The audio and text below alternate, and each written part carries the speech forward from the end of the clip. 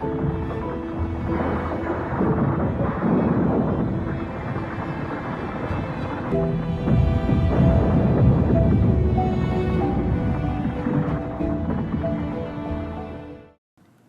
دوشنبه خوجند چناق یگانه راهی است که ولایت سوق را با مرکز مأموری می‌پیوندد. این شاهراه اهمیت بین المللی داشته در پرتو هدف استراتژی مملکت برآمدن از بنبست کمونیکاسیونی در تمام فصل‌های سال برای رفت و آمد شهروندان و واسطه‌های نقلیاتی ترانزیتی شرایط فراهم می‌آورد. البته طبیعتی که ما در آن عمر به سر می‌بریم اسرار خاص خود را دارد و این محیط اطراف وابسته به فصل‌های سال قانون‌های نانوشته‌اش را در حیات کل موجودات به قالب حکم درآورده است. فرآمدن ترمه حادثه طبیعی است که پس از باریدن برف زیاد همساله در شاهراه دوشنبه خوجند چناق از کیلومتر 44 تا 73 در حدود ناحیه ورزاب به وقوع آمده باعث موقتا بسته شدن راه و تنبشوی واسطه‌های نقلیات در فصل سرما می‌گردد. بر اثر فرآمدن ترمه و زیر آن ماندن واسطه‌های نقلیات متاسفانه همساله حالت‌های به هلاکت رسیدن اشتراکچیان حرکت این مسیر به قید گرفته می‌شود. از سبب آنکه موضع‌های خطرناک کوهی ترمه‌فرا زیاد است و این می‌تواند هر لحظه در فصل سرما تلفات مادی و جانی را به وجود آورد.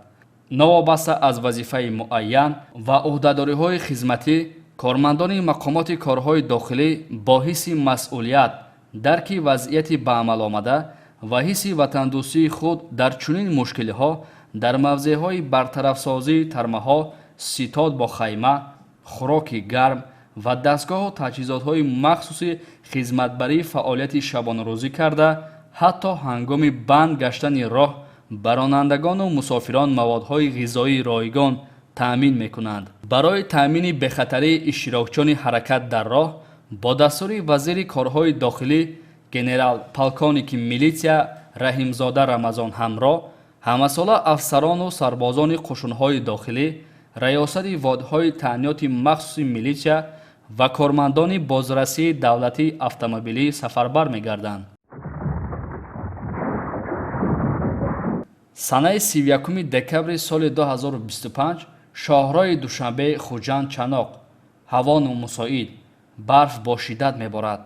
майори милисия ҳасанзода фарух ҳасан бозраси давлатии автомобилии шӯъбачаи назорати роҳ ва ташкили ҳаракат дар роҳи раёсати бозрасии давлатии автомобилии вазорати корҳои дохилӣ ва майори милисия ғанизода саидмурод давлатшоҳ бозраси калони давлатии автомобилии шӯъбаи назорати раёсати бозрасии давлатии автомобилии вазорати корҳои дохилӣ барои танзими ҳаракати воситаҳои нақлиёт пешгирии танбашавӣ сафарбар гардиданд.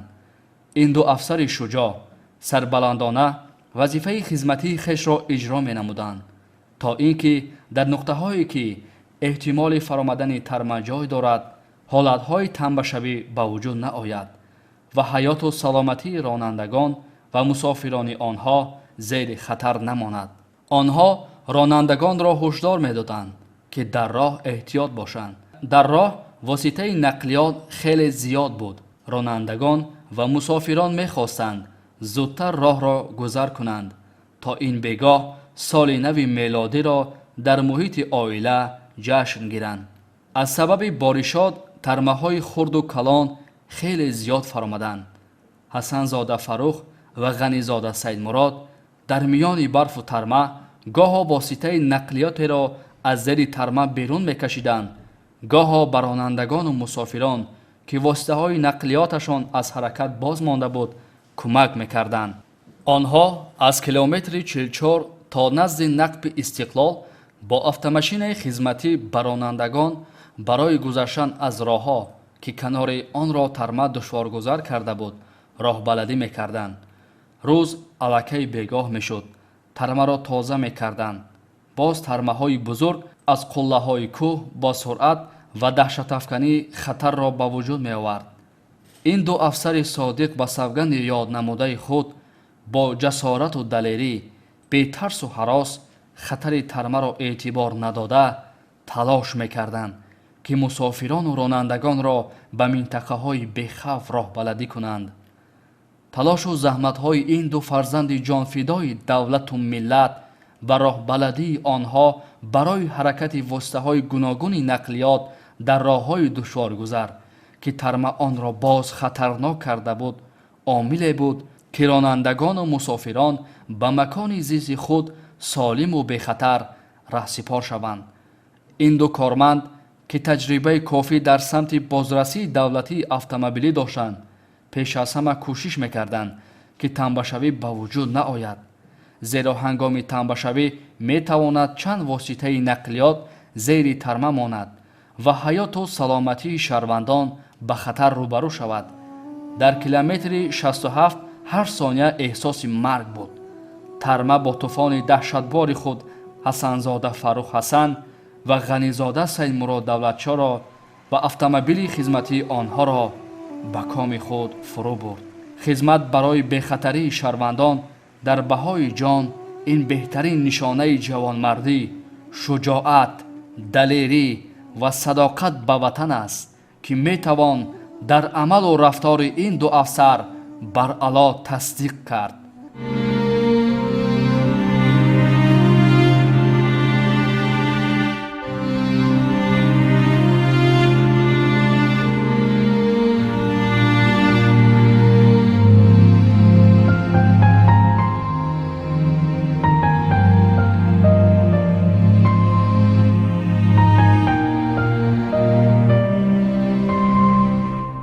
حسنزاده فروخ حسن سال 1979 در شهر کولاب تولد شده.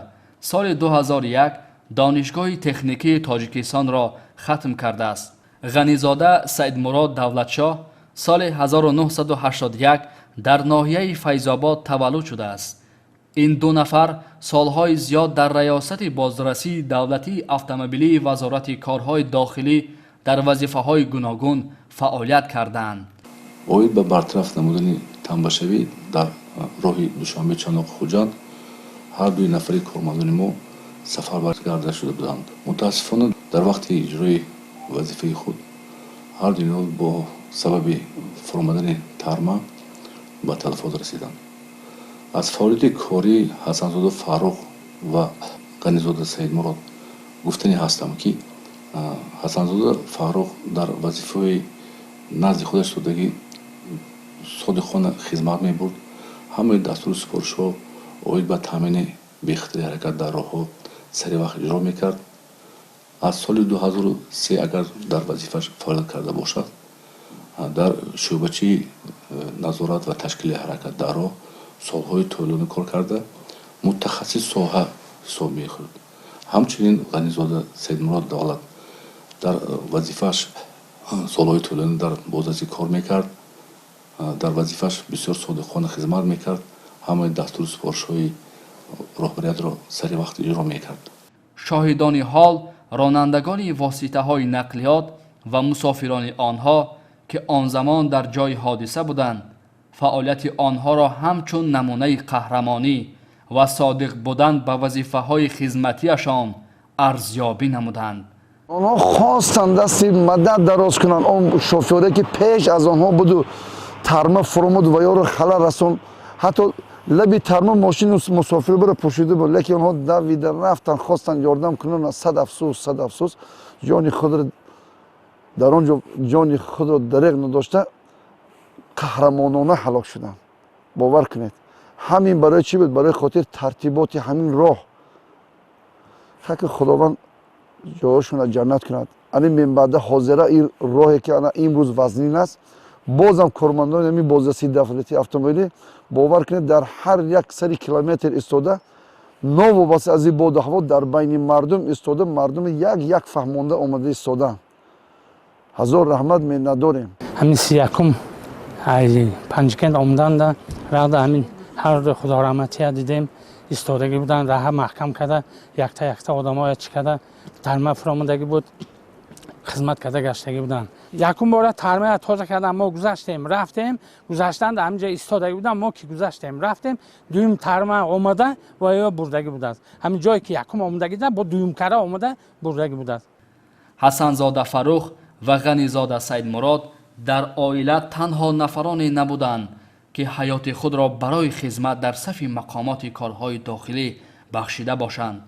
برادر و فرزند آنها نیز در مقامات کارهای داخلی فعالیت نموده اظهار می‌نمایند که قهرمانانه جان باختن نزدیکان آنها هنگام ادای خدمت در راه تامین بخطری شهروندان نمونه جوانمردی و عبرت‌آموز برای کارمندان جوان است. من کورسانتی کورس دومی اکادمی وزارت کارهای داخلی جمهوری تاجیکستان میلیسیای خطاری غنی‌زاده پیغام پسر مرحوم غنی‌زاده سید مراد دولتشو میباشم. این فاجعه که به ما رخ داد یعنی از دست دادن پدر یعنی فاجعه خیلی هم به ما مشکل و دشوار میباشد، اما از طرف دیگر ما افتخار میکنیم که در راه حفظ وطن تامین بخطری شهروندان جان خود را از دست داد. این کارنامه‌ای که پدر من کرده است به هر یک کورسانتون که به مقامات کارهای داخلی جمهوری تاجیکستان قدم می‌گذارند نمونه عبرت و درسی خیلی مهم میباشد. برادر من حسن زاده فروخ سالهای طولانی در مقامات کارهای داخلی فعالیت کرده است.